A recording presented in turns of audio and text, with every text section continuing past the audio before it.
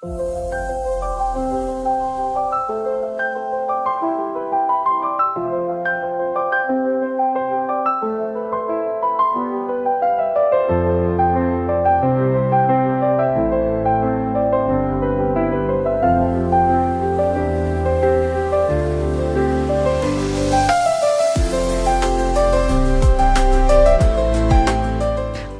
sejam todos bem-vindos a mais um episódio do nosso podcast Desvendando Chamados. E hoje eu tô aqui com uma mulher incrível, uma mãe incrível e uma pastora incrível. E ela vai trazer o testemunho dela para nós hoje, ela vai abrir o coração dela para nós, ela vai revelar aqui para nós esse testemunho do chamado dela, do ministério dela e também dessa caminhada como mãe. Pastora, eu quero te agradecer, muito obrigada por aceitar nosso convite. A gente recém se conheceu, Verdade. né? Vamos dizer o quê? 15 dias? 15 dias. 15 dias e tudo é a mão de Deus, ela é muito perfeita, sim, né? Num sábado de manhã, acabei indo no encontro de mulheres que a pastora fez lá no condomínio onde ela mora e foi uma bênção, foi lindo demais. E aí eu disse, não, eu preciso levar essa mulher, essa pastora para trazer o testemunho dela para nós e nós estamos aqui. Sim. Queria te agradecer do fundo do coração pelo teu tempo, pela confiança, sabe? Obrigada eu do que fundo do queria, coração. de verdade, agradecer por esse convite. A gente realmente se conhece há tão pouco tempo, mas eu vejo que Deus vai unindo pessoas, né? Ele une os propósitos e para mim é uma alegria poder vir aqui compartilhar um pouco de tudo que Deus sempre fez nas nossas vidas, o nosso testemunho de fé, a nossa caminhada com Cristo. E parte dessa chamada, dessa missão, envolve esse projeto que você conheceu há 15 dias atrás, que é essa frente com mulheres, em qualquer lugar, não só dentro da igreja, tanto que esse café que você foi, ele era fora da igreja, né? É um café ali com as minhas vizinhas de rua e que agora está se transformando numa coisa, uma vai convidando demais, a outra, foi lindo. E hoje a gente está aqui para conversar desse Jesus maravilhoso. Né? Maravilhoso. E aí, já entrando no assunto, conta para nós aí, como que tem sido essa caminhada? Você comentou agora comigo que é 22 anos de uma ordenação de pastora. Sim. Na verdade, eu tô hoje esse ano, a gente fala tanto, falar a idade, não fala a idade, não tem problema nenhum de falar a idade. Eu também não. Esse ano eu vou para 44 anos de vida e eu venho de uma raiz cristã. Eu já nasci dentro da igreja. Então, é uma bênção isso, né? É uma bênção. Por toda a base, princípios e valores. Então, eu tinha 20 dias, não, um pouquinho mais do que isso, talvez um mesinho ali, eu estava dentro da igreja já, minha mãe sempre foi, a gente foi criado nesse ambiente. A gente nunca teve esse problema, assim, dos meus pais falarem, nossa, mas agora os filhos nasceram, a gente vai ter que dar uma diminuída de ritmo. Pelo contrário, assim, eles éramos em 3, eles sempre nos levavam em tudo, então eu cresci nesse ambiente. Mas todo mundo, por mais que você cresça num ambiente, precisa existir um momento que você decide por si, mesmo aquele encontro, o momento que Jesus te encontra. Eu também passei por esse processo, e aí já estava ali maior, adolescente, entrando para essa fase assim de 16, 17 anos, comecei a me firmar mesmo nos caminhos do Senhor. Nessa fase já tinha conhecido que hoje é o meu marido, pastor Digão. Conheceu ele já conheci cedo. A gente começou a namorar, eu tinha 16 anos. Super nova. Bem nova, com muito acompanhamento, né? Muito apoio ali, mas eu comecei a namorar muito nova. Com 20 anos eu me casei. E aí a gente começou assim, com 20 anos já liderávamos frentes na igreja, mas aos 22 anos teve a ordenação pastoral, no meu caso eu tinha 22 anos, e a gente assumiu a nossa primeira igreja. Foi para você e para ele juntos ali a ordenação. Foi. E aí nós fomos enviados para Porto Alegre, então a gente era de São Paulo, estávamos em São Paulo. Tu nasceu em São Paulo? Nasci em São Paulo. Tudo lá. Ele também, São Paulo, a gente na nossa caminhada cristã ali, na igreja ali, mas aí precisávamos abrir essa igreja em Porto Alegre. Então pensa, foi uma mudança de tudo. E uma responsabilidade espiritual tremenda, né? Tremenda. Exigindo muita maturidade, não só espiritual, mas emocional, né, pastora? Vocês eram Sim. novo. Muito, a gente era muito novinho de tudo, né? A gente era casado recentemente, 2 anos de casamento, mas né, eu casei com 20, então estava com 22 ali ainda, com uma responsabilidade e precisando de um aprofundamento em Jesus muito grande. E eu digo assim, eu glorifico a Jesus por isso. Porque o fato da gente ter saído de São Paulo, ido para Porto Alegre, a gente passou 9 meses em Porto Alegre. Uhum. Depois disso a gente veio assumir a igreja em Florianópolis. Uma gestação. E ali, o que eu vejo ali? Foi a oportunidade que Jesus nos deu de crescer. Porque estávamos só nós dois, longe dos amigos, Sim. da família, tendo que encarar esse desafio, começar uma igreja. Então eu lembro de um detalhe que hoje eu penso assim, né, como eu adquiri alguma estratégia, vamos dizer assim. Eu tinha 22 anos, eu pensei assim, eu vou colocar um salto. Porque se eu tiver de salto, talvez parece que, né, as pessoas talvez me respeitem, mas eu nunca usava salto, eu colocava alguma roupa assim pra talvez parecer ficar mais velha, séria, mais sabe? séria. Mas a gente sabe que não era uma realidade, mas pra mim talvez aquilo me posicionasse mais, sabe? Não se falava em posicionamento de imagem ainda, mas acho que eu já tinha alguma noção disso. E ali a gente começou a crescer em Deus mesmo. Fizemos 9 meses em Porto Alegre. Surgiu então a necessidade de a gente vir para Florianópolis e assumir a igreja em Florianópolis. Então a nossa caminhada em Florianópolis começou em 2005. Nós já estamos agora em 2026, estamos até agora aqui em Floripa. E eu vi nessa nossa jornada pastoral o quanto Deus cuida de nós, né? A gente sabe do desafio disso, eu tinha 22 anos, eu brinco assim que quem me pegou lá no início, né? Quem eu pastoreei lá no início, foram guerreiros também, porque a gente vai aprendendo, cometemos muitos erros da imaturidade, mas para conseguir chegar hoje muito mais lapidados, até hoje estamos num grande aprendizado, né? Tem uma frase que eu escuto e replico ela. Não tem como você acertar sem passar pelo erro. Não tem como. Porque você só vai entender o acerto quando você viver o erro, quando você identificar o erro. Exatamente. Aí você vai entender que aquilo é errado. Então é um processo mesmo como funciona nosso cérebro, né? Isso. E acredito muito a chance que nós temos de, tá bom, isso não foi proveitoso, isso não foi como nós esperávamos. É uma chance de você fazer diferente nas outras. A questão não é o erro, é você permanecer no erro, né? Então você tem a chance de fazer diferente, mudar rotas e conseguir crescer com aquilo, né? Evoluir mesmo em todas as áreas. A gente vai se refinando tudo em nós, a forma de pensar, a mentalidade, a fala, a comunicação, o gerenciamento das emoções, né? Eu garanto que hoje, por exemplo, você vai conversar, vai fazer um acolhimento pastoral, a forma estratégica até da sua mente, como é que eu vou falar isso para essa pessoa? Ela vem totalmente mais estruturada, ao passo que quando a gente é mais novo, a gente só chega falando, né? Sabe que eu brinco com as meninas ali, eu falo, olha, dos meus 20 e poucos anos, eu só tenho saudade do colágeno, do resto, porque a forma que a gente se posiciona é diferente.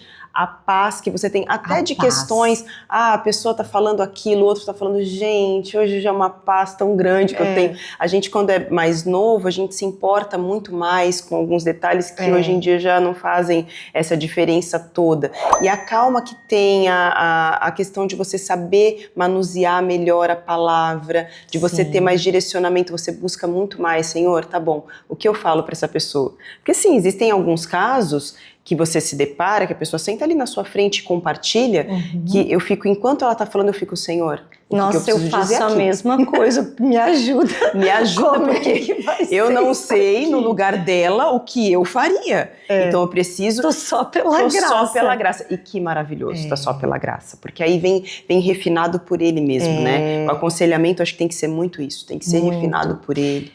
Semana passada eu estava conversando com as mulheres que andam ali comigo no meu grupo, nessa caminhada, e eu estava falando que é uma habilidade mental, não é só espiritual. Eu aprender a silenciar para escutar o que o Espírito vai falar e aí sim liberar a minha palavra. Isso.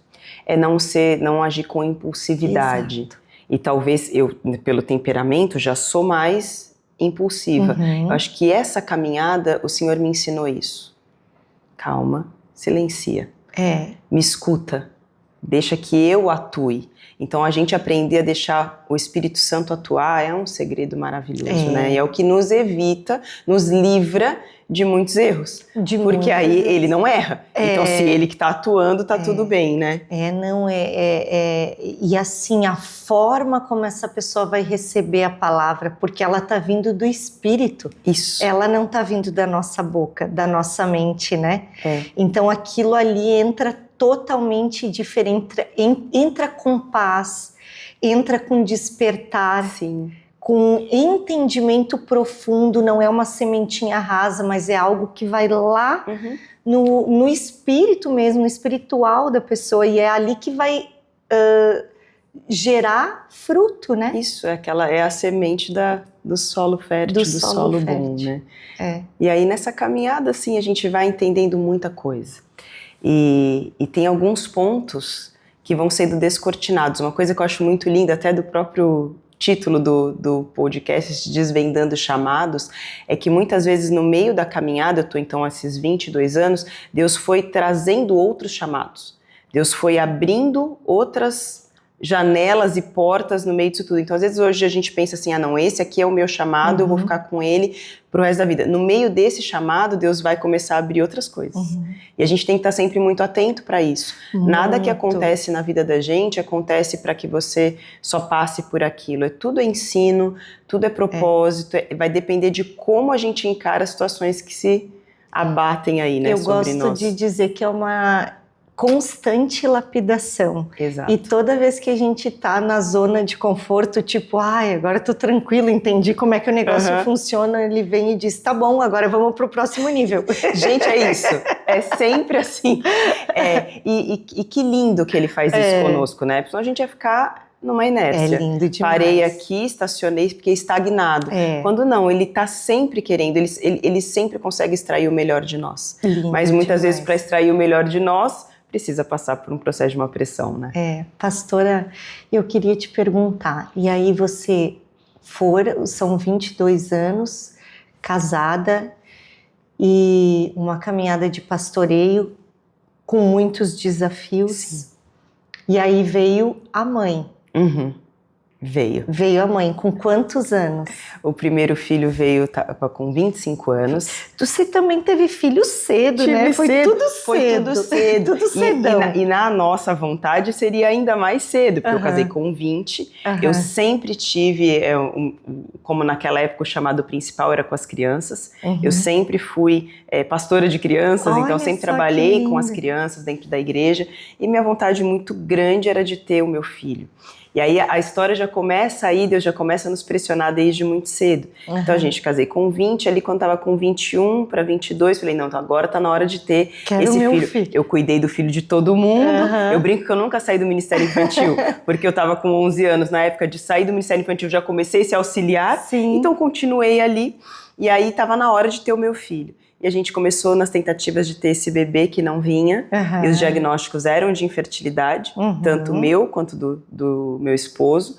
E aí, de repente, naquele milagre sobrenatural do Senhor, porque era no mês que eu fazia acompanhamento, e a médica disse, olha, esse mês era final do ano, vai curtir férias, tudo, porque realmente não teve ovulação. Então, quando você voltar em janeiro, a gente vê. E foi exatamente no mês que não tinha ovulação, que eu engravidei. Olha só. Milagres do Senhor e Deus mesmo, dizendo, né?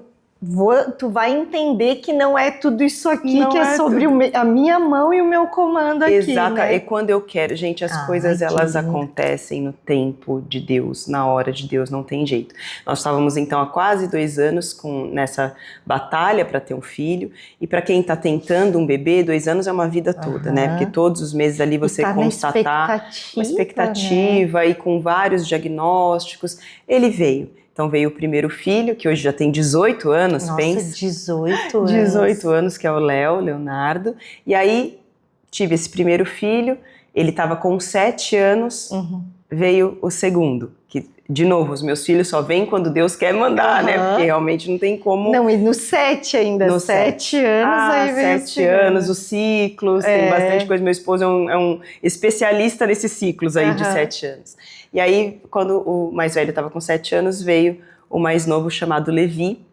E uma gestação normal, tudo dentro do esperado, um parto muito planejadinho, do jeito que eu queria, parto normal, ele nasceu super bem, a coisa estava acontecendo de uma maneira bem tranquila.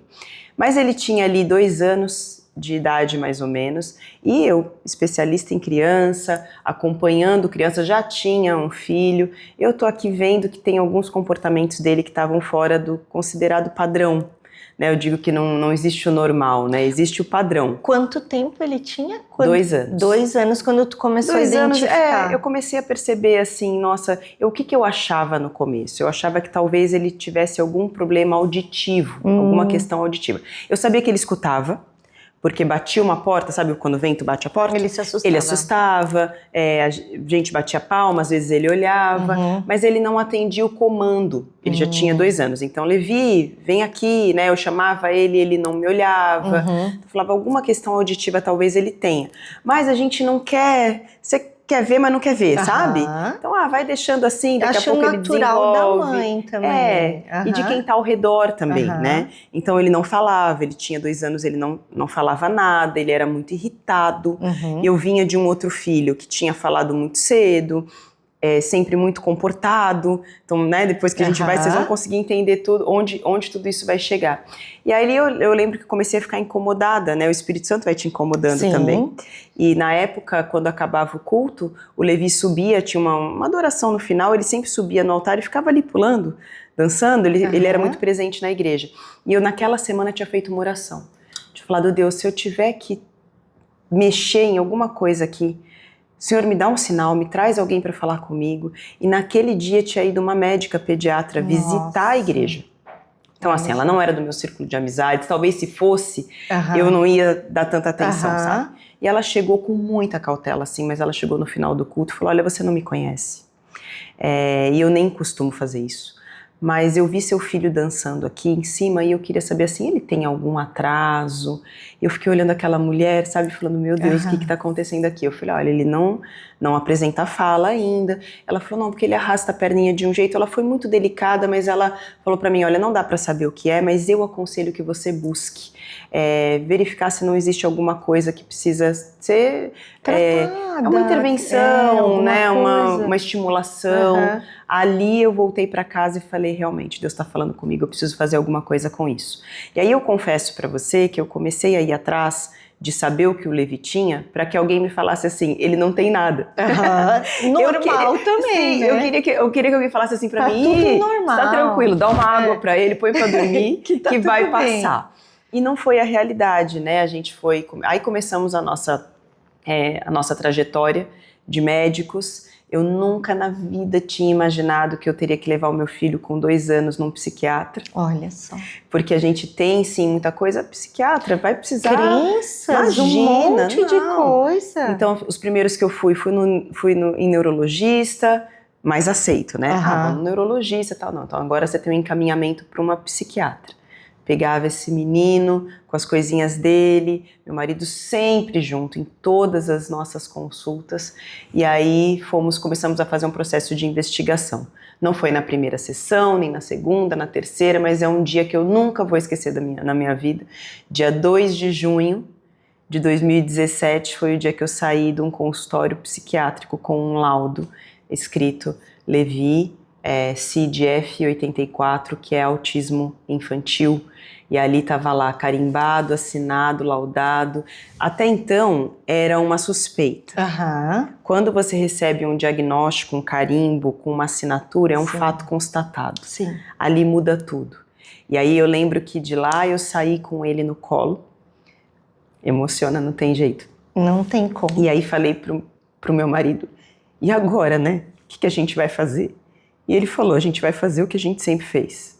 Ele é nosso filho. Sim. A gente vai amá-lo do mesmo jeito que a gente sempre amou. E a gente vai fazer de tudo para que ele possa evoluir, para que ele possa crescer. Então, como é importante a figura de alguém que te ampara, sabe? Sim. Que fala, olha, vamos embora. Ele nunca falou assim, isso não é nada, deixa, isso não é nada, e nunca transformou isso também numa coisa... tempestade. Meu Deus, o que a gente faz? Então ele me juntou ali, sabe? Falou, a gente vai viver isso junto e a gente vai resolver isso junto. E vamos, cada dia vai ser um dia. Exato, e vamos indo, né? Porque até então sabia muito sobre criança, mas sabia pouco sobre isso. E como o quebra-cabeça de Deus, ele é incrível, né?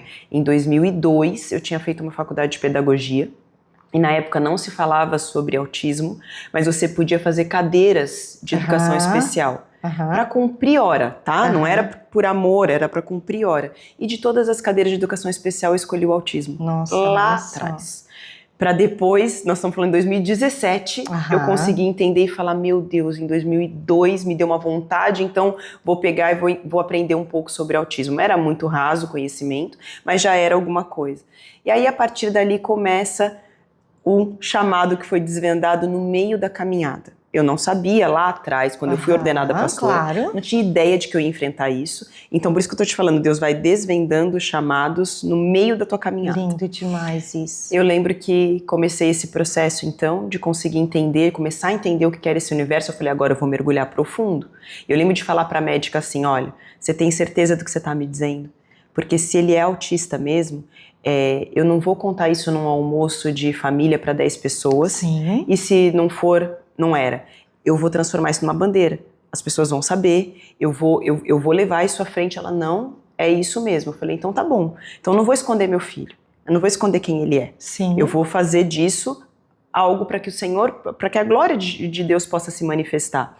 Só que aí entrei na minha caverna. Eu fiquei 3 meses que, eu lembro até hoje, assim, ele estudava, então eu colocava o meu prazo para chorar. Eu deixava ele na escola 1h e eu buscava 5. Da 1h às 5 eu chorava. Eu creio. E aí ia buscá-lo na escola, super desafiador era que chegava para pegá-lo, porque todo mundo vai buscar o filho vem, às vezes vem chorando, mas vem, minha mãe chegou, ele vinha de onde ele estava e ele me dava um tapa na cara. E eu ficava, imagina todas as mães me olhando, que mãe é essa que não educa essa criança? Então era muito desafiador para mim. Eu sempre fui da área da educação, como é que meu filho faz isso comigo? Então eu comecei a entender aquela criança. E as questões espirituais, que aí a gente não tem como não. Sim. A gente não dizer, o que está acontecendo? Tudo que eu me consagro, tudo que eu oro, não tem como a gente não entrar em conflito, a gente é humano. Sim. E eu fico pensando assim, toda a caminhada que tu teve, tudo que tu se esforçou, tudo que tu estava servindo a Deus e de repente tu não estava sabendo como lidar pela situação, aquele vazio, porque aquele vazio entrou, tu tinha uma expectativa com a vida e daqui a pouco era outra. A gente tem um termo isso, né, para as mães atípicas, que é o luto do filho idealizado. Você idealiza e toda coisas. Mãe idealiza, não tem a mãe que não idealiza. E quando você está naquele momento do diagnóstico, então nós temos níveis de autismo, ele estava no nível 2, que era antigamente chamado moderado, ele não apresentava fala, eu não sabia o que ia ser daquele futuro, né? A minha maior questão era essa, ele vai se desenvolver, ele vai crescer, quem é que vai cuidar dele? Como que vai ser? Como que vai ser essa vida dele, o que ele vai enfrentar? O nosso cérebro vai lá. O que é a ansiedade? A ansiedade é isso, você já começa a projetar o que ainda nem aconteceu. E colocando um monte de problema que não existe, né? Nesse período que eu ficava ali nesse choro da 1 às 5, tinha muito questionamento. Tinha muito assim, eu sempre tive muito respeito por Deus, por Jesus, eu nunca quis colocar, nossa, por que eu tô vivendo isso? Mas tinha sempre uma pergunta que era assim, Deus, não querendo me meter no teu trabalho, mas será que você não errou de casa? Nossa, porque que loucura. Eu ia nas consultas e elas falavam, olha, o que ele precisa então?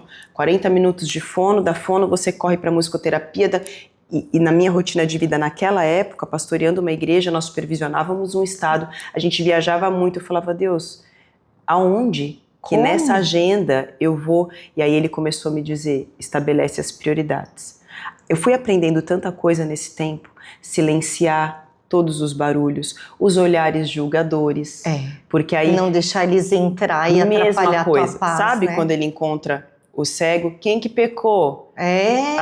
Foram os pais, sabe? Não, é só para que a minha glória seja manifesta. A gente enfrentou muito isso. Mas o que aconteceu? Por que vocês foram como se fosse uma punição, um julgamento? Isso. E aí eu lembro de um dia que foi o dia chave, por isso que eu falo assim, essa figura desse marido é muito forte assim para mim, porque aí ele entrou um dia num desses choros meus, eu não ficava chorando 5 horas seguidas, mas ficava muito, né, introspectiva, orando, e aí ele entrou, eu lembro, era no quarto que eu fazia isso, ele entrou e ele falou assim, nossa, tava pensando aqui, a gente tem um espaço na igreja, e isso sempre incomodou muito ele, sabe?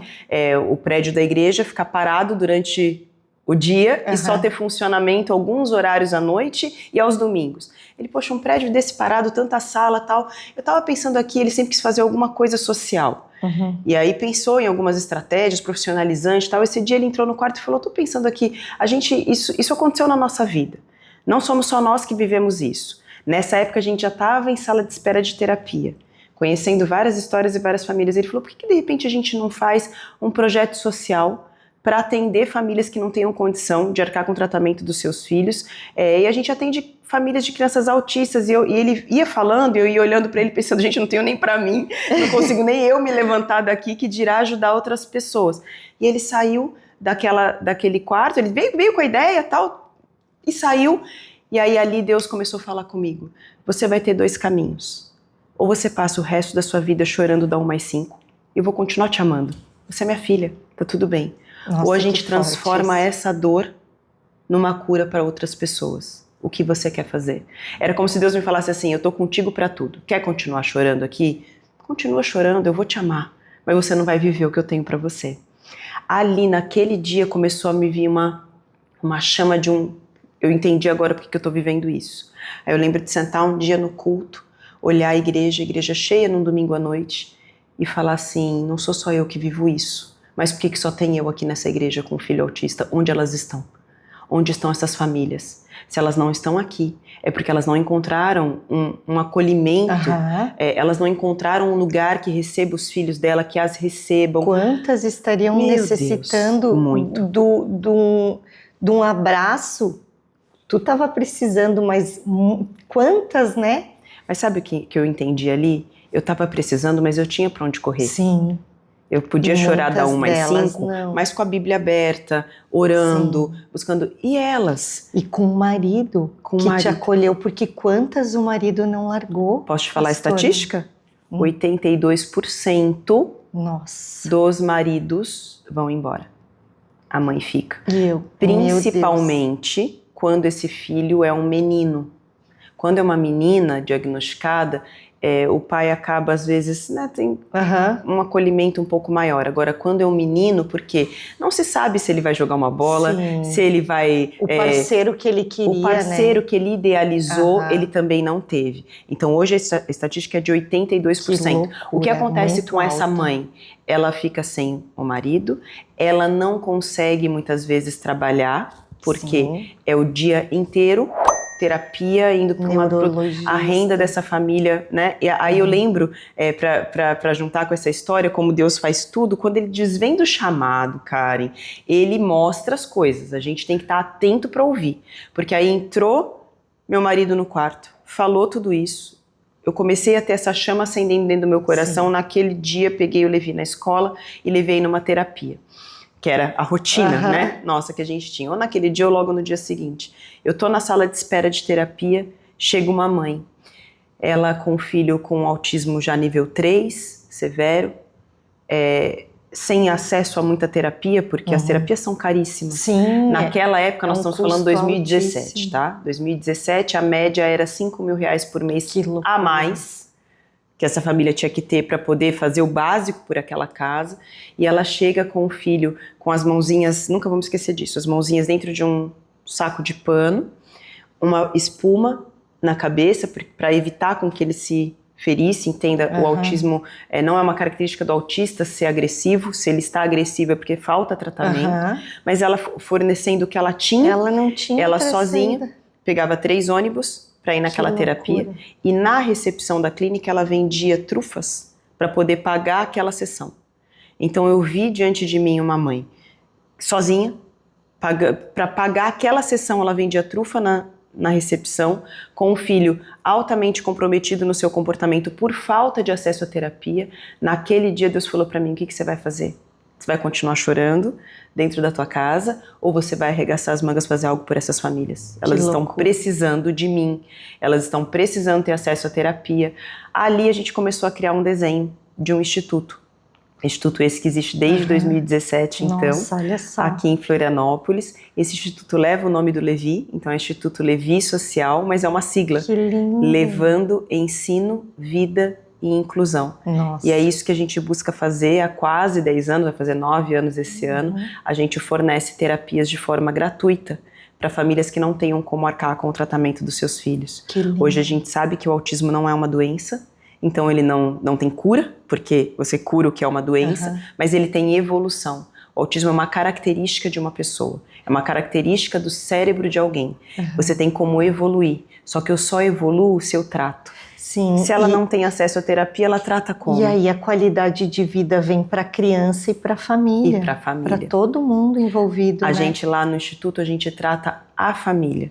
Os irmãos que são atingidos também por esse diagnóstico, porque a vida vira aquela criança que tem mais necessidades. E a família também vai ter que reaprender a lidar com a situação ali, né? Porque não é mais como era antes, né? Não é como era antes. Eu falo para elas ali, eu não busco romantizar o autismo, mas eu busco dizer para vocês que é possível. É muito desafiador, Karen, tá? Muito. Para você chegar nos pontos de nível de evolução, você conseguir sair de casa, muitas enfrentam diversas situações. Sim. Só que é possível viver, desde que você encontre na fé, nos tratamentos. Eu falo para eles, gente, a ciência vai andar junto com a gente aqui. Vamos caminhar junto. O médico que atende hoje no Instituto é um médico que tratava o Levi desde o início. Ele é uma referência no autismo hoje. E um dia nós estávamos no consultório dele e ele olhava os marcadores ali de desenvolvimento do Levi, porque o Levi hoje evoluiu absurdamente. Sim, ele já, hoje ele tem pinceladas do autismo, eles dizem, olha, né? Só. Eu falo, até ontem, na semana passada, eu estava falando para ele, filho, Deus permitiu tudo isso acontecer na nossa vida para que a gente ampliasse o nosso chamado, para que a gente enxergasse essas famílias. Mas hoje eu olho para você e realmente tem coisas que ele evoluiu muito. Quantos anos o Levi tá? Hoje ele tá com 11 anos. A idade do meu. A idade do Francisco. Seu? Ai, que lindo. A gente tem que colocar eles para se conhecer. Ele tá com 11 anos, completamente funcional, independente, fala mais do que ele deveria. Ah, que delícia. Fala, não posso nem reclamar do tanto que ele fala, porque eu orei tanto para esse menino falar. E aí o médico dele, olhando os marcadores, fazia assim, ele virava, olhava, são alguns testes, né, que a gente faz, e ele com pontuação baixa, porque quanto mais alto for, mais o nível do autismo é elevado, e a pontuação dele baixíssima, ele olhava os exames, ele olhava os marcadores do Levi e dizia assim, não, eu preciso atender essas crianças nesse instituto, eu preciso fazer outros Levis. Olha, e eu falava assim para ele, doutor, eu vou aceitar... Virou um estudo de caso. Ele é um estudo de caso hoje. Falei, doutor, eu vou aceitar o teu auxílio, não tenha dúvida, tanto que ele está até hoje atendendo as crianças de graça, lá ele vai uma vez no mês. Eu vou aceitar, mas eu preciso te dizer, doutor, ele não é cristão, né? Tem muito Deus nessa história. Ele, não, claro, com certeza tem. Então, eu sou muito a favor disso. As pessoas falam, você ora para o seu filho ser curado? A minha oração sempre foi, Deus, cumpre o teu propósito na vida dele. Eu quero que ele seja tudo que o Senhor programou para que ele seja. E a gente foi vendo isso acontecer. Mas teve muito trabalho, muita entrega, muita dedicação, muito firmar essa fé no Senhor. Não tem como tirar isso, sabe? E o filho mais velho, como que ele reagiu? O filho mais velho. O filho mais velho, no meio disso tudo, o que aconteceu? Ele tinha 7 anos quando o irmão nasceu. E o que aconteceu com o Léo é que o Léo ele sempre foi muito... Sabe uma criança que não te dá trabalho? Então, o meu filho é assim. Se ele viesse aqui... falar que ele me deu mas trabalho. era num nível... Então assim, eu vinha com ele aqui, por exemplo, tá? Eu ia sentar ele naquela cadeira ali do bastidor. Ia falar, olha, nós vamos sair daqui 10 horas da manhã. Sem tela, tá? Se nós estamos falando de anos atrás, né? Ele ia sentar ali e ia falar, tá bom, é 10 horas da manhã. Do jeito que ele ia sentar, ele ia ficar. Ele não dava um indício de... Então a criança que também não te dá uma demanda, ela vai vivendo a vidinha dela ali, né? Eu lembro que ele falava o português corretamente desde sempre, mas eu achava até aí que eu tenho um filho educadíssimo, que ele já veio assim, o pessoal brincava e falava, nossa, o Léo é um lorde. É um lorde. E a vida dele é seguindo assim. Quando ele tinha 7 anos, ele tinha algumas pontinhas diferentes, vamos dizer assim, e ele foi diagnosticado com altas habilidades, que era a antiga superdotação. E isso ficou. O Léo é superdotado, ele tem altas habilidades. Quando vem o diagnóstico do irmão e eu começo a estudar o autismo, eu chego pro pai e falo assim, vem cá ver isso aqui. Tem coisas no Léo que são mais fortes até do que o próprio Levi. Já que estamos diagnosticando um, vamos entender se tem alguma coisa no outro. Só que o do Léo era tão sutil e era tão difícil de fazer esse diagnóstico que a gente demorou 2 anos para fechar um laudo do Léo. Então o Léo, quando estava com 11 para 12 anos, a gente fechou o laudo dele também dentro do espectro do autismo, muito mais leve do que o irmão, numa outra ponta, vamos dizer assim, que aí puxa para essa ponta das altas habilidades, mas ele também foi diagnosticado. E aí eu lembro de sentar com ele e desenhar uma linha e falar, olha, você sabe que seu irmão tá no espectro do autismo, e aí fui explicando para ele do jeito que ele ia entender essa questão do autismo, falei, você tá aqui, que era como se fosse um pontinho menos do que o irmão, né, vamos dizer, mas você também está diagnosticado dentro do espectro do autismo. E ele começou a chorar. Eu falei, filho, por que você tá chorando? É difícil? Ele falou, não, eu tô chorando de alívio, porque eu sabia que tinha alguma coisa comigo, eu só não sabia o que era. Isso com 7 anos? Ele tava com 11 já, quando ele foi diagnosticado. Então agora ele tá com 18, Agora ele tá com 18. E o que é importante? As pessoas acham às vezes que o diagnóstico vai rotular alguém. Eu não acho que rotula. Eu acho que direciona. Ele conseguiu se entender, ele conseguiu falar, puxa, então é por isso que quando tá todo mundo jogando futebol, o suor das pessoas me dá um... imagina, ele se sentiu uma pessoa muito diferente, né? Ele vivia um conflito sem saber quem ele era. Então aí, de repente, no lugar de um, eu já tinha 2 diagnosticados. E até nisso... Claro, sempre, né? Teve a mão de Deus, porque aí eu consegui ver um que eu comecei a tratar com 2 anos de idade, a evolução que eu tive, o que eu comecei a tratar com 12 anos, as coisas que eu não consegui mais moldar, porque já estava esse cérebro mais amadurecido. Os 2 hoje, maravilhosos. Léo agora vai para uma faculdade, passou com bolsa numa faculdade nos Estados Unidos. Então, assim, existe uma esperança, sabe? Existe uma expectativa de vida, mas precisa se olhar para essas pessoas, sabe? A gente precisa olhar para essa casa.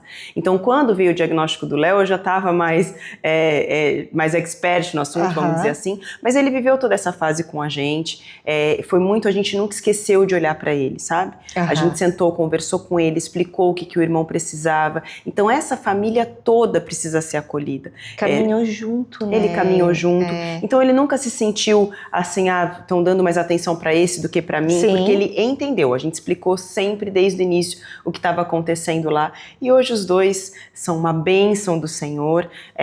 Nós somos presenteados, sabe? É difícil a gente encarar às vezes um diagnóstico dentro de uma casa dessa maneira, e de novo, não quero dizer que é fácil, mas eu quero dizer que com o Senhor é possível. Eu tenho certeza que Ele nos fortaleceu. E como a gente muda o olhar e a mentalidade com Jesus, o que parecia ser ruim virou uma bênção.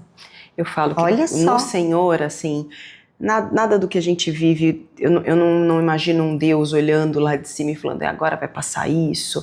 Não, eu também não consigo, não.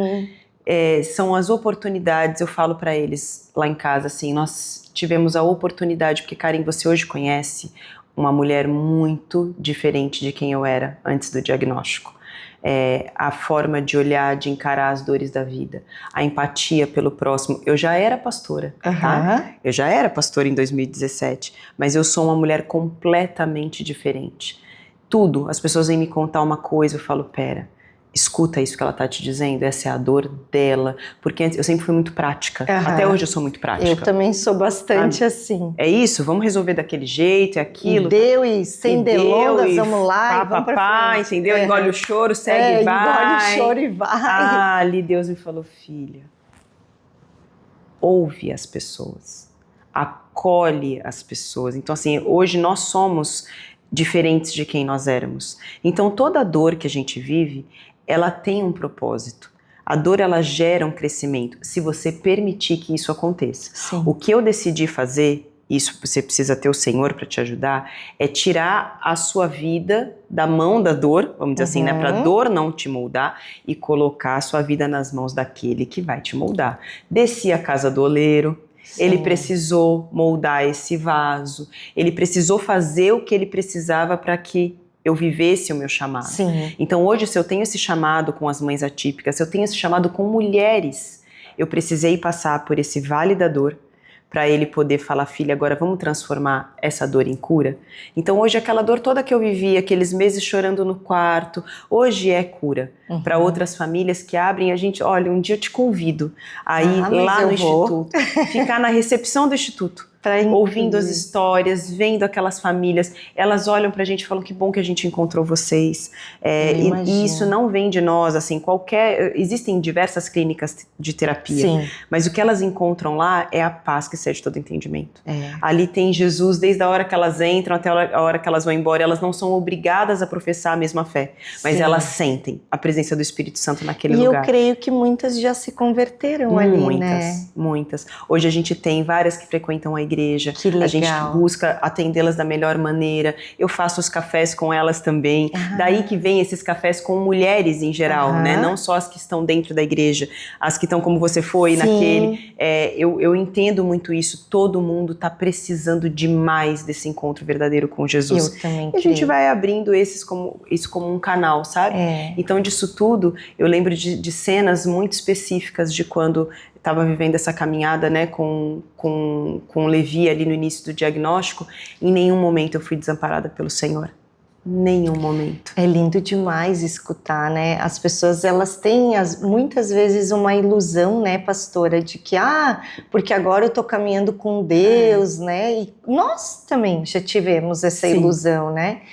Mas a diferença é que quando a gente caminha com Jesus e a gente conhece essa caminhada, é que a gente sabe que quando tem os problemas, que ele vai resolver, como ele vai resolver, e eu tenho ele para buscar, para orar e para me aconselhar e me direcionar. Eu falo que é você ter acesso a um Jesus de uma soberania imensa. Porque o que acontece, quando você vive situações como a que eu vivi, todo o resto perde a importância, vamos dizer assim, valor, sabe? Né? Eu lembro que ele era pequenininho, ele não falava, e eu queria escutar a voz do meu filho. Muitas mães atípicas vivem isso, né? Eu queria só escutar, eu só queria que ele falasse comigo. Eu lembro que todos os dias eu entrava no quarto dele, eu dava um bom dia, Levi, bom dia, e eu não escutava nada em troca. Ele sorria pra mim, mas eu não tinha uma resposta. E aí eu lembro que um dia eu abri a porta do quarto num dia normal e falei, bom dia, Levi. Ele respondeu, bom dia. Nossa! Gente, aquele dia, assim, eu tenho esse dia gravado na minha memória, sabe? Quantos anos ele já tinha? Ele estava com 3 anos. Ele começou a falar mesmo, ele tinha entre 3 a 4 anos, 3 anos e meio ali, formar frases com quase 5, mas eu falo isso, eu conto esse testemunho para mostrar para vocês, assim, que às vezes um bom dia, hoje às vezes a gente fica assim, nossa, mas não para de me chamar, né? Me chama. Eu vi esses dias um vídeo de uma mulher na internet, ela contando aqueles contadores, sabe? Até meio-dia os filhos tinham chamado ela 400 e não sei quantas vezes. Mãe, aquilo, mãe, aquilo. E eu sei, é pesado, né? Só que às vezes uma mãe só quer isso, a gente só quer isso. Como tem as mães que estão com filhos em hospitais, tem tanta gente vivendo tantas dores, e às vezes a gente reclamando de coisas, reclamo da louça que eu tenho para lavar, reclamo da comida que eu tenho para fazer, eu sei que é cansativo, eu sei que é pesado, mas pensa, às vezes hoje tem uma mãe querendo escutar um bom dia de um filho, querendo ser chamada pela casa, querendo que aquele filho não estivesse internado no hospital, estivesse fazendo a bagunça, sabe, estivesse lixando a parede 400 vezes. Quando você vive situações como a gente viveu, hoje tem coisas que as pessoas me contam que eu falo, gente, vai dar tudo certo, sabe? Eu sei o que eu passei, eu sei o que eu vivi. Só não para de caminhar. Só não deixa a dor te dominar a ponto de você se esquecer. Né, uma experiência que eu fui tendo, e até a gente acabou de fazer um processo, eu trabalho muito com mulheres, a gente estava no propósito de jejum, e Deus me trouxe uma palavra num dos dias de jejum, que é quando as mulheres vão até o túmulo, ali depois que Jesus já tinha sido crucificado, né, já estava sepultado, e elas chegam até o túmulo e a pedra está removida. Sim. E o corpo de Jesus já não está mais lá. E elas entram num desespero, né? O que será que aconteceu com o corpo de Jesus? E aí quando os dois anjos encontram com elas, eles falam: vocês não se lembram do que Jesus disse lá na Galileia? Que ele ia ser condenado, ele ia ser crucificado e ao terceiro dia ele ressuscitaria? Foi isso que acabou de acontecer. E ali Deus me trouxe uma palavra sobre isso, né? Quando a gente está num nível muito grande de dor, não é que a gente não ame o Senhor, mas a gente às vezes se esquece do que ele já disse. Sim. Aquelas mulheres amavam Jesus, elas estavam indo até o túmulo, fazer os ornamentos daquele corpo, sim, colocar as especiarias. Eu amo Jesus a ponto de depois da morte continuar com ele. Uhum. Só que a dor era tamanha que eu não me lembrei que ele já tinha dito que ele ia ressuscitar. Uhum. Se elas tivessem se lembrado, elas iam botar uma cadeirinha na porta do túmulo e ficar esperando. Daqui a pouco ele vai ressuscitar. Quero ser a primeira a ver. Eu vou ser a primeira a ver. Mas ali Deus me falou algo. Não é que vocês não nos amam, mas quando vocês estão passando por um processo de dor profunda, vocês acabam se esquecendo do que a palavra já disse a respeito. Olha só. Então fica aqui o meu recado. Quando você estiver vivendo uma dor muito profunda, tira a sua vida das mãos da dor e lembre-se do que Jesus já disse. O que Jesus já falou a seu respeito? Quais as promessas que você já recebeu? O que a Bíblia fala sobre você?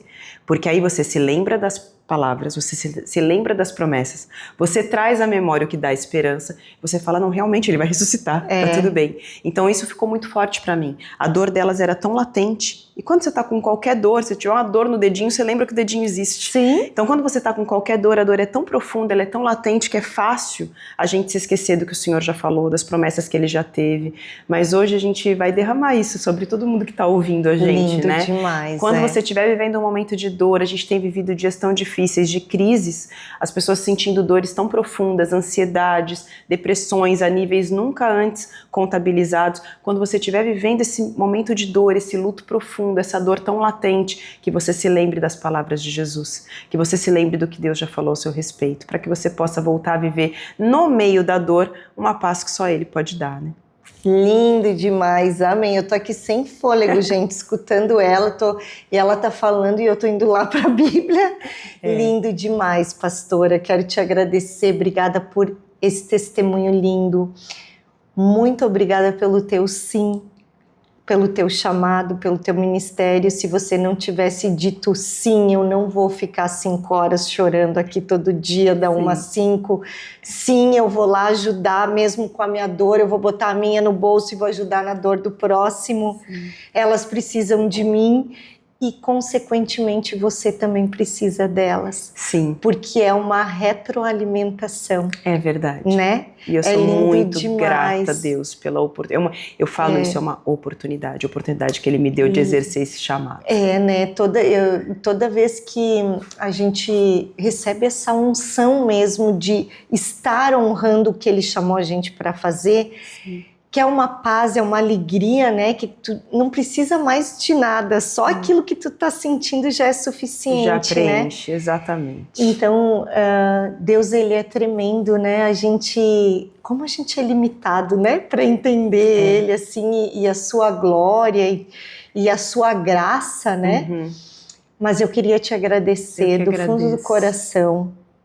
Que história linda, que testemunho lindo, que essas mulheres que também estão passando por esse caminho, que elas possam vir a procurar a pastora. A gente vai deixar depois um contato, podem me procurar. Instagram, o que vocês precisarem, vão até a igreja dela. A gente vai deixar o nome da igreja. Como é que é o nome da igreja? Igreja Fala da igreja. Alva. Alva, fala um pouquinho da igreja. A Igreja Alva é um presente que Deus nos deu, a honra também que Ele nos deu da gente poder cuidar das pessoas numa casa que tem Jesus como centro, onde a gente tem muita comunhão, é uma igreja que a gente tem muito tempo de mesa com as pessoas, as pessoas têm muito acesso a nós, a gente vive ali na igreja o tempo todo, a gente almoça todos os domingos junto. Ai, que bacana! É uma delícia, assim, é um ambiente mesmo muito família. Vocês são os fundadores? Somos os fundadores dessa igreja. Ela está indo para o seu 2º ano agora. Ai, nós tivemos 22 anos aí no total de pastoreio, mas como Igreja Alva, ela está indo para o 2º ano agora. Lindo, mas na cidade de Floripa a gente já está há mais de 20 anos aí 21 anos vai fazer agora. Então a gente está juntando tudo isso, toda essa nossa trajetória de caminhada, agora numa igreja que foi dada por Deus para nós, a honra da gente pastorear, cuidar, e nesse ambiente assim muito acolhedor, muito junto. A gente é uma igreja muito próxima, todo mundo caminha bem junto ali. Então vai ser uma alegria receber essas famílias, receber essas mães, principalmente aquelas que estão em início de diagnóstico, que eu sei que está tudo perdido, assim, você não sabe direito para onde ir, pode contar comigo nessa caminhada aí, vai ser maravilhoso. Lindo demais, gente, nós vamos deixar tudo, endereço, nome da igreja, contato, vai, busca a pastora, e ela com certeza ela vai acolher, vai ajudar em tudo que vocês precisarem. Vocês não estão sozinhas. Exatamente. Vocês não estão sozinhas. Eu acho que essa é a grande mensagem que a pastora veio dizer. É verdade. Que temos sim o nosso mestre Jesus. Eu digo que ele é o nosso mestre, nosso mentor. Ele é tudo. É o coaching dos coaching. Todo mundo procura coaching. Ele é o coaching dos coachings. Ele é o máximo. Ele é o máximo. A verdadeira mudança de mentalidade é com ele. E aí também temos a pastora que vai estar lá recebendo todas vocês, mães que têm filhos atípicos, que precisam desse apoio, que estão exaustas, né? Exato, estão, e eu sei que estão.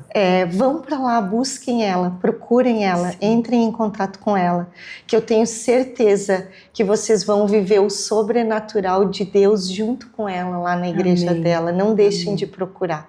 Acho que é a grande mensagem, né? Exato, não caminhem sozinhas. Não caminhem sozinhas, e existe um lugar onde você vai poder viver uma paz que excede todo o teu entendimento, o meu e da pastora, que é a paz que Jesus nos prometeu. É promessa dele para a nossa vida. Isso. E quem, né? Jesus, com todos os milagres, temos 33 registrados no Novo Testamento, mas João diz para nós que muito mais ele fez, que não teria como registrar tudo o que ele fez. Foi ele que prometeu, foi ele que fez essa promessa, que nós vamos viver aqui na terra a paz que excede todo o entendimento. É a promessa dele. Alguém que foi para a cruz por nós. Será que se ele foi para a cruz por nós, a promessa dele não vai se cumprir? Com certeza. Né? Então, gente, procurem a pastora Débora, vão até a igreja Alva. O que significa? Alva é a estrela da manhã. É a primeira, sabe quando nasce o sol, alvorada, a primeira luzinha que dá daquele sol ali é a alva. Lindo demais. E olha, tem tudo a ver com o chamado e os projetos e o propósito. Quais são os projetos que tem lá na igreja hoje? Então, hoje nós temos o Instituto Levi, que é uma parceria da Igreja Alva com o Instituto. Então, ele funciona ali no espaço cedido pela igreja durante a semana. Temos também trabalhos, aí sim, com casais, com mulheres. Nosso trabalho com mulheres está muito forte lá também. Que legal. Todo o acompanhamento que nós fazemos para as mulheres. Também fica o convite para qualquer mulher estar com a gente lá. Temos também projetos voltados para os adolescentes, de evangelismo, mas a gente tem um projeto que Deus nos deu recentemente, que é assim, a nossa paixão atualmente, que é um mercado solidário. Esse mercado acontece todo último sábado do mês. A gente monta mesmo um mercado dentro das dependências da igreja, contando com doações, tudo. E nós temos famílias que já são cadastradas, são famílias que são acompanhadas por nós em situação de vulnerabilidade. Elas vão até o mercado e elas fazem as suas compras do mês. Então a gente tirou um pouco aquela vertente, não sou contra, mas a gente antigamente dava a cesta básica. Mas a cesta básica, como o próprio nome diz, ela tem itens básicos ali. E a gente sabe que uma casa precisa mais do que aquilo. E o que a gente queria é que aquelas famílias tivessem a dignidade de escolher os alimentos que elas de fato precisam nas suas casas. Então elas vão com seus filhos, as crianças podem escolher os biscoitos. Sem contar que é gostoso demais isso, maravilhoso. Né? Então a gente tem todos os meses esse mercado e as famílias têm uma vez no mês. Uma vez no mês. É sempre o último sábado do mês, até deixo o canal aberto aqui se alguém quiser colaborar com esse mercado para ele acontecer. Que lindo, ó, a gente está fazendo chamadas para doação, quem puder ajudar. Talvez você está escutando esse vídeo, Deus já está tocando no teu coração. Nós vamos deixar contato, telefone, tudo da igreja, aqui. da pastora, e vocês entrem em contato e façam a doação, ajuda o projeto deles, ajuda essa igreja. São coisas que às vezes a gente não pensa, né? Mas um sabonete, o absorvente... Faz toda a diferença. Tudo aquilo que precisa realmente, que se a pessoa não tem para comprar o item básico, ela também não tem para comprar esse item mais expressivo. E aí a gente tem parcerias também, então tem hortifruti, elas levam fruta, saem com sacolas, assim.